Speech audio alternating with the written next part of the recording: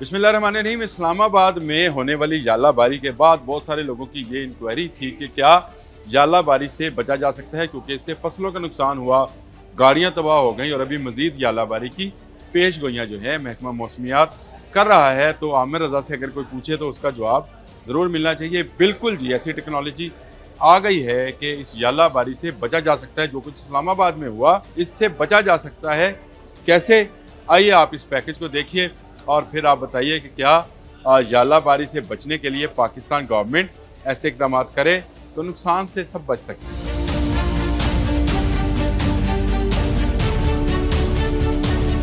इस्लामाबाद में हवाई यालाबारी और मौसमियाती तब्दीलियों ने हम सबको खौफजदा कर दिया है। बर्फ के बड़े बड़े गोले आसमान से टपके तो सब कुछ तहस नहस कर सकते हैं। क्या बर्फ की सजाब से बचा भी जा सकता है? यालाबारी यानी बर्फ के गैज़ो गजब से भरे तूफान ज़राअत, इंफ्रास्ट्रक्चर और इंसानी बस्तियों पर तबाह कुन असर डाल सकते हैं। तबाहशुदा फसलों से लेकर टूटे हुए शीशों तक इसकी शिद्दत नुकसानदेह हो सकती है। ताहम इस इंतशार के दरमियान मुहक्किकीन और माहिरीन जदीद तरीके तलाश करने में मसरूफ हैं ताकि यालाबारी की तबाहकारी को कम किया जा सके। इस पैकेज में हम यालाबारी को रोकने के लिए इस्तेमाल किए जाने वाले रिवायती और जदीद तरीकों का जायजा लेते हैं जो इस कुदरती आफत से बचाव की उम्मीद फ्राहम करते हैं। बर्फ के इतने बड़े बड़े गोले क्या मुस्तकबिल में भी आएंगे? तो आपको चौंकाने के लिए यही कहना काफी है कि अभी तो पार्टी शुरू हुई है। अगर जदीद साइंस की रोशनी में मौसमियाती तब्दीलियों को न रोका गया तो ये गोले किसी भी बम जैसी तबाही भी फैला सकते हैं।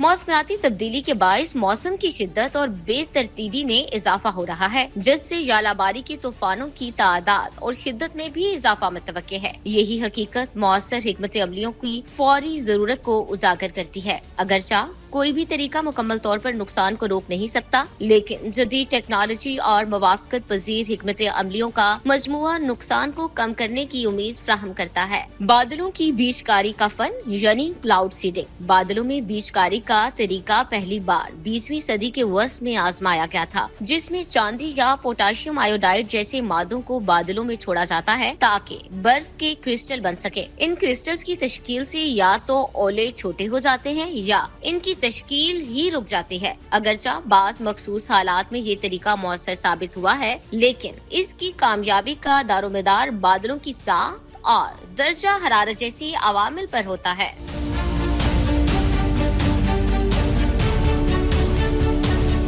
ड्रोन टेक्नोलॉजी का इस्तेमाल। हालिया बरसों में ड्रोन्स ने यालाबारी को कम करने के लिए एक मुअस्सर आला के तौर पर मकबूलियत हासिल की है। ये ड्रोन्स मखसूस मवाद को बादलों में इंतहाई दुरुस्तगी से छोड़ सकते हैं, खास तौर पर उन इलाकों में जहां ओले बनने का ज्यादा खतरा होता है। ये तरीका कम लागत और वसी पैमाने पर काबिले इतलाक होने की वजह से मुतासिर कुन समझा जा रहा है। माइक्रो टेक्नोलॉजी एक नया रुख। माइक्रो टेक्नोलॉजी एक बिल्कुल नया तरीका है जिसमें बरकी मकनातीसी लहरों के जरिए बादलों में ओले बनने के अमल को रोका जाता है। ये लहरें नमी के ज़रात को गर्म करती हैं, जिससे फजाई हालात इस तरह तब्दील होते हैं कि ओले बनने की रफ्तार कम हो जाती है। अगरचा ये तरीका अभी तजर्बाती मराहिल में है, लेकिन इब्तदाई नताइज इसके मुअस्सर और माहौल दोस्त होने की तरफ इशारा करते हैं।